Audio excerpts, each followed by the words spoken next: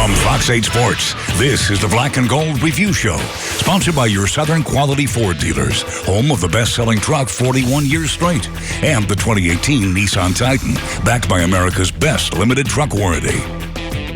He starts in the shotgun, drops back, looks to the far sideline, wide open, Traquan Smith, and Traquan Smith is going to go to the end zone. Drew Brees has done it. You have just witnessed history in New Orleans.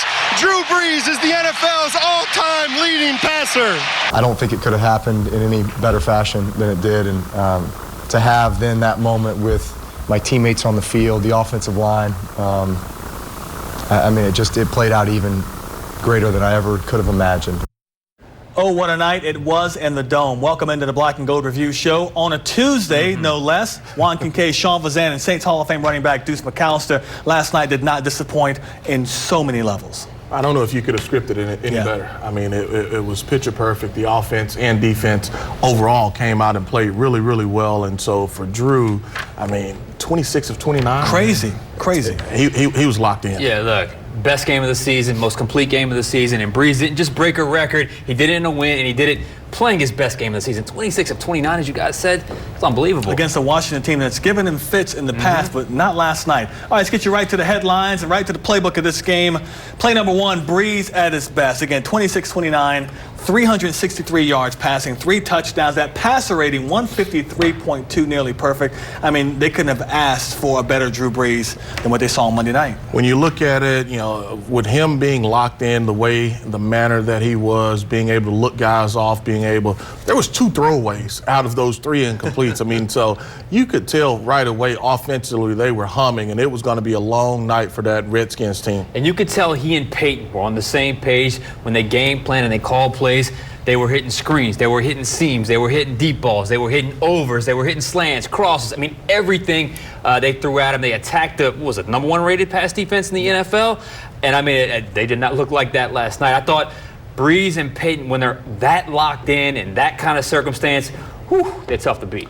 It was like Saints between 2006 and 13 where they just didn't lose in prime time. Something about that game last night, and I worried going into it saying, you know what, there's a lot of emotional attached to this game. You know, do you worry about the team being too up for it and kind of losing their focus a little bit? But not at all last night. Not at all. And when then you go back and you look at how it unfolded, you lose your best cover corner early in that game with Lattimore going out, and you had other guys that stepped up, and you know, it really made you scratch your head. How would they do it? You know, who would be that defender that stepped up? And you know, I have to, my hat goes off to Hardy. I mean, because I'm telling you, he was thrown into a difficult situation, didn't know if he could get the job done, but he definitely got the job done.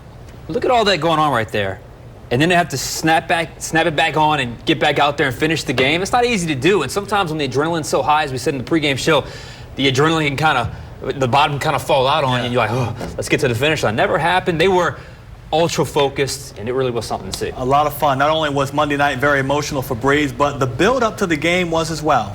I broke down and cried a bunch of times this week.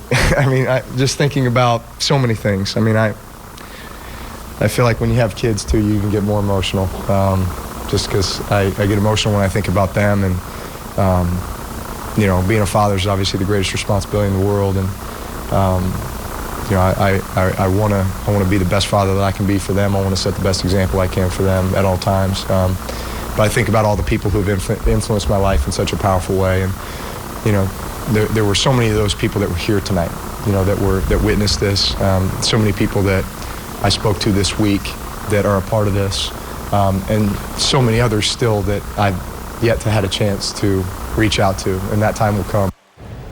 We are all fathers up here, so we understand the whole thing about Brees talking to his kids and to his wife and to his daughter. It's an emotional moment, but listen, he wanted to break the record in New Orleans for so many reasons, but especially because his family could be there to witness it on the field and enjoy it. Well, and then I know the NFL had planned on stopping it and doing it this way, but you really have to wonder if you're in New York, if they do it that way, if you're in Atlanta, if they do it that way. This was the right send-off for him. Perfect. Picture perfect, even down to when the touchdown pass happened, because I was told leading up to the game if it was going to happen within 2 minutes and they were driving, let's say it was an 8-yard completion, they weren't going to stop the game, and it could have got a little tricky. But I mean, touchdown, home field, Monday Night Football, whole world watching. I mean, it was the perfect exact scenario for this thing to happen, and it couldn't have happened to a better guy. I mean, Drew Brees deserves everything he gets. On the other side of it, during the week, Washington talked about how they were focused on keeping him from getting the record. How much of last night's celebration and the lead up to it and then after that got into Washington's heads? I think the stoppage may have gotten to them a little bit. You know, if I'm a former player, I'm upset. Yes. You know, I'm really upset because they're stopping the play. Hey, look, you broke the record, but let's play football. So if I'm a player for the Redskins, then yes, I'm upset about it. I want to go out and stop it. But let's be honest, they were kind of in a situation a lot like Atlanta was back in 06, opening up the dome. There's almost no way that you're going to lose. Totally agree. It felt right last night, and it hadn't felt like that way on a Monday night in quite some time. You felt the energy from about 5 o'clock in. I mean, when the crowd started to come in, you started to see the fans kind of trickle in. The energy was up, the intensity was up. They were dialed in. It just felt like Washington had absolutely no chance, and that's really how the game played out. Let's get you to play number 2, and let's go into that Monday night mojo. They snap a 3-game losing streak on Monday Night Football, and we figured they would because of what was at stake. It wasn't just about Drew Brees playing and getting that record last night. We got Mark Ingram coming back. It's against a team they haven't traditionally played very well against whenever they played, but they bring it all together in primetime football, which is something they were always known to do for a while. Yeah, the primetime players of the past kind of returned to form last night, and as I just said, it's hard to beat when it's rocking like that, the energy's going. And I mean, just look at the way Alex Smith, who's a pretty kind of calm quarterback, doesn't get rattled too easily. By the end of that game, we're up in the press box watching the plays develop, and he's missing wide open receivers. He's a second or two late on throws. I mean, he got completely rattled. The whole team just looked like, look, let's just take our L and go home at this point. It's really tough to beat when that environment is there, and it was there last night, so the primetime players look like they're back in action. I agree 100%. You know, you really start to feel that vibe once those fans started coming in. And it was just big play after big play. And for the Saints, they were moving the ball without some of their normal stars, Michael Thomas and Alvin Kamara, having to do so. It was a distribution of, getting the ball to 9, 10 different receivers. It was just impressive to watch. And then when you look at it from the defensive side, there was always a question whether this run defense was really legit. They have answered that call back to back to back, and I think at this point you have to give them their credit to say, yes, they are one of the elite run-stopping defenses. Let's move to play number 3 now. More boom than zoom, as in Ingram, a lot more involvement in this first game back. He had the first play from scrimmage, and he ended that drive with a touchdown. 16 carries, 53 yards, 2 touchdowns. Kamara kind of quiet last night, but I think that was by design. It was by design. They really didn't have to feed him too much. And from Mark, going into that game, I figured he would get anywhere between 10 to 15 carries. Involvement-wise would probably be about 30 to 35, maybe 40 plays, depending on how that game unfolded. For them, you knew with them nursing a lead or having a big lead, they were going to run the ball because they wanted to drain the clock. Mark came out and played really, really well. You see the screen here, and for him, that's been a staple play. They've missed a couple passes with Alvin being too fast. Mark has great rhythm. He mixes well with that offensive line on those screen plays, and so I thought it was a real nice mesh for him to fit right back in. Yeah, and look, right where 18 touches, 73 yards, 16 carries. I had 15 carries going into the game. I thought it fell right in line. And the big thing was, it didn't feel like he needed a few plays to get warmed up. He was not rusty. He was ready to go. And as far as Alvin Kamara is concerned, I know he can carry the load weeks 1 through 4, but you got to wonder if that doesn't catch up the cumulative effect, say, week 12, week 13. I thought it was a good plan. It was perfect scenario. Let Boom get his touches and get rolling. Let Zoom kind of take this one off a little bit, and then look, there'll be plenty of opportunities for Alvin Kamara to shine. He's done it in the first 4 games of the season, so good to see Ingram back. And Kamara's taking on the extra responsibility of punt returns as well. We'll get to that later in the show. Meanwhile, play number 4, rookie resurgence. Tre'Quan Smith will forever be the guy that caught the pass from the guy in that game. I mean, he catches a pass from Drew Brees to get the record. He has 2 touchdowns, his first 2 touchdowns as a pro. Marcus Davenport, sack, 2 tackles for loss, 2 hits on the quarterback. What else could you ask for those 2 guys who showed a lot of promise in training camp, and now it's coming to fruition? Sean, I'll speak on Tre'Quan Smith. Tre'Quan was so caught up in the moment, he didn't even realize that what had happened as far as the catch, him breaking the record, him being the guy that broke the record. It took literally a security person to hand the ball to the official. Traquan jumps up into the stands. That's how excited he was. I mean, but it was just a really good job of him being able to go out and execute. And, you know, they're calling your number, you're one-on-one. Go make a play. And in Marcus Davenport's case, 3 tackles, 2 for loss, 1 sack, could have been another sack, 1 pass breakup, 1 forced fumble. He's starting to get to become that player that the Saints had hoped they were going to be when they spent this year's first-round pick and next year's first-round draft pick to get him. And I thought he fed off the energy. I thought the entire defensive line fed off the energy. And look, Traquan Smith and Marcus Davenport, those are going to be the 2 rookies that contribute the most this season. And in Traquan Smith's case, he got behind the defense. Yes, he did. He can really fly. I think he was one of the top guys in college as far as yards per catch is concerned. So I think his scouting report showed up last night. I think teams are going to have to respect him now, especially with him and Ginn when Ginn gets healthy on the field at the same time. But you also know that with Ginn out, you have a guy that can fill that role a little bit. You weren't quite sure but once Ginn didn't play last night. But Smith, fantastic game by him. Coming up, how did history come to be? Sean Vazan breaks down the film on how Drew Brees was able to find a wide-open Traquan Smith for that 62-yard touchdown strike.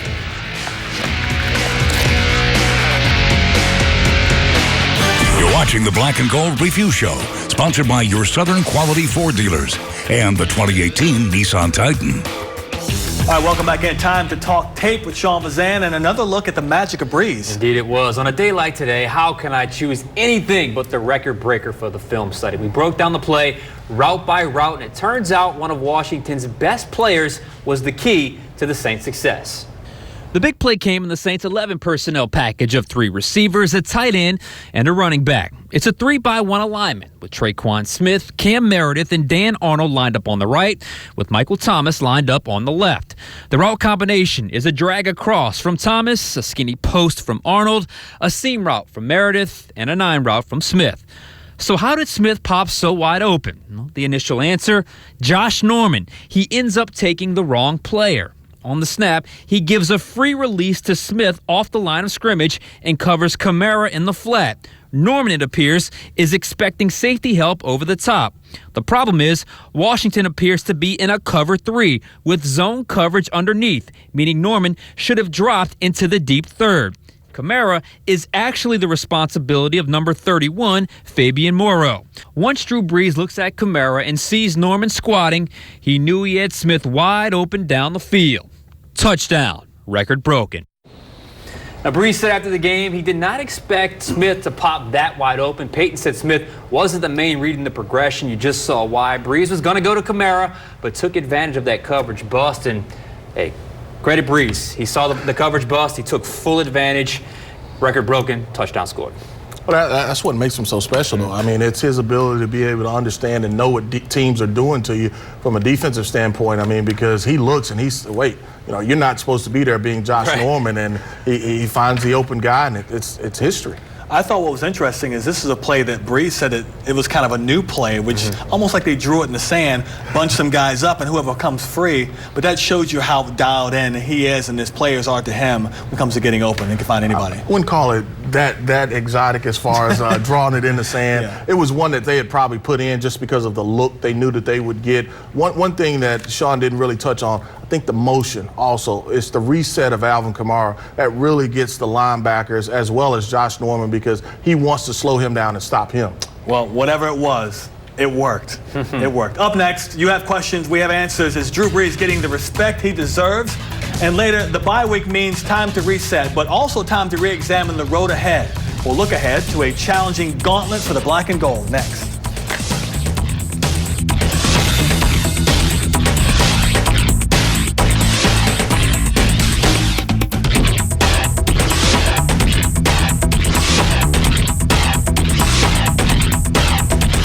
Black and Gold Review is sponsored by your Southern Quality Ford dealer, the best-selling truck 41 years straight. You're watching the Black and Gold Review Show, sponsored by your Southern Quality Ford dealers and the 2018 Nissan Titan. Welcome back in. Time for us to get into our email bag submitted on the Final Play app using that final word feature. And this first question comes from Maurice in New Orleans. He wants to know, now that Brees has the record, why isn't he getting the respect he definitely deserves as being among the greats? And a former running back, Maurice Jones-Drew, threw a little shade at Brees after the game, saying it's easy to get that many yards, paraphrasing, when you're a pocket quarterback.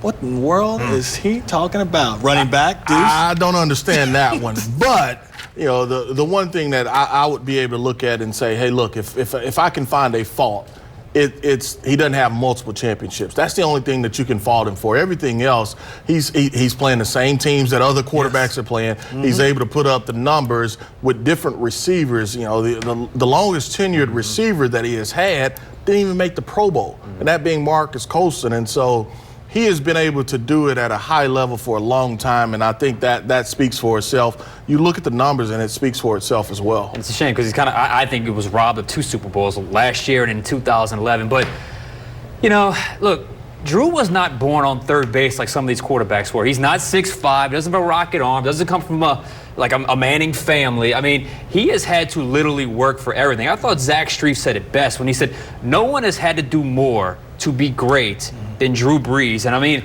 you talk about maximizing your talent. Absolutely.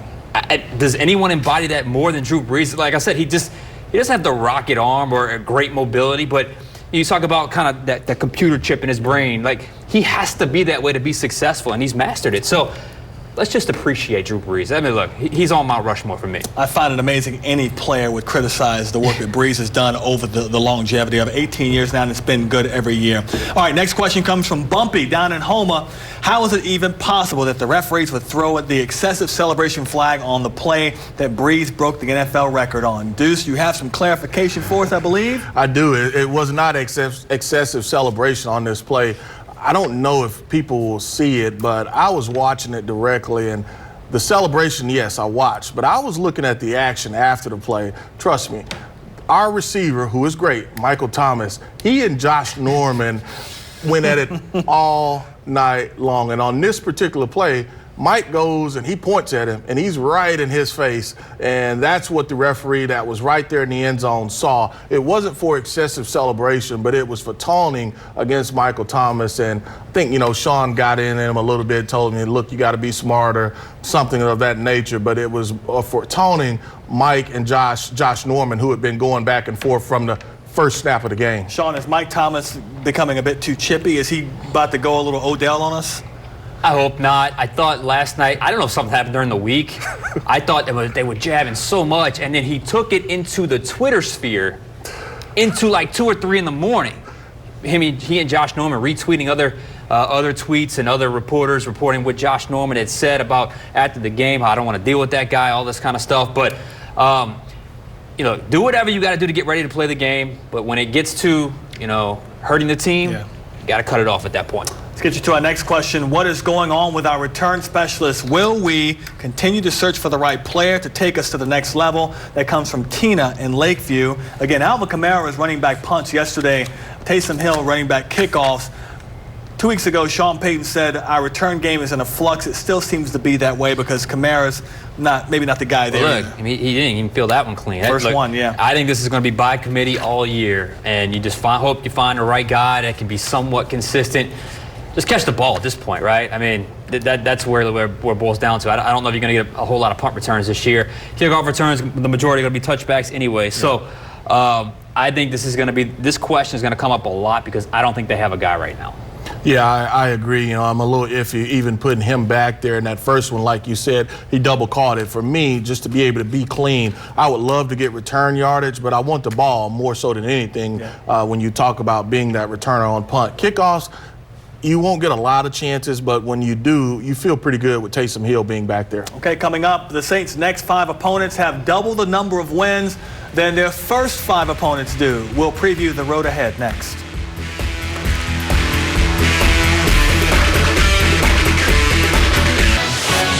You're watching the Black and Gold Review Show, sponsored by your Southern Quality Ford dealers and the 2018 Nissan Titan. Shortly after last night's final whistle, we got to see one of the biggest talking points for today. Running back Alvin Kamara dressed in a Colin Kaepernick jersey and wearing a hat that read, "Make Africa Home Again." Kamara was not asked about it before he left the locker room. But Deuce, I ask you, the players are sometimes creative in making a statement. Was this the case here with Kamara?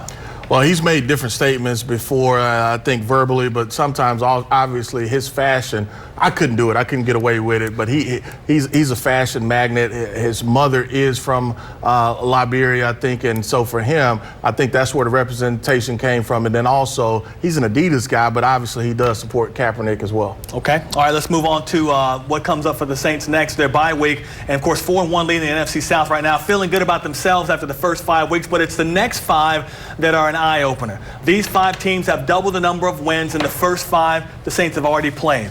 Baltimore, Minnesota, the Rams, Cincinnati, Philadelphia. 3 of the 5 games are on the road, and pretty much all those teams are fighting for a playoff opportunity this year. What a tough 5-week stretch. No doubt. I was on a radio show today, and they verbalized it. It was the first time I heard it kind of in succession. I was like, ooh, that's tough. Drew Brees has never beaten Baltimore. Am I correct in that? Correct. He's never beaten Baltimore. Minnesota, as an organization, they've never matched up well with. LA speaks for himself. Cincinnati, that AFC North is always a tough draw for the Saints. So buckle up. Rest up. It's about to get real. Didn't even mention Atlanta on the back end of that either. Yeah, I mean, that stretch, you just have to look at it. Hey, look, we're going to break it down. We'll go in 4s. And so, whether it's 3-1, if you can pull off a 4-0, that'll be outstanding. But, for me, if they can figure out a way to be 500 or 4-2 out of those 6 games, I like it. All right, we're going to take a break on that. Until next time, for Deuce McAllister and Sean Vazan and everyone at Fox 8, I'm Juan Kincaid. Thanks for watching. Our next newscast is at 4:30 in the morning. Have a great night. From Fox 8 Sports, this has been the Black and Gold Review Show, sponsored by your Southern Quality Ford dealers, home of the best-selling truck 41 years straight.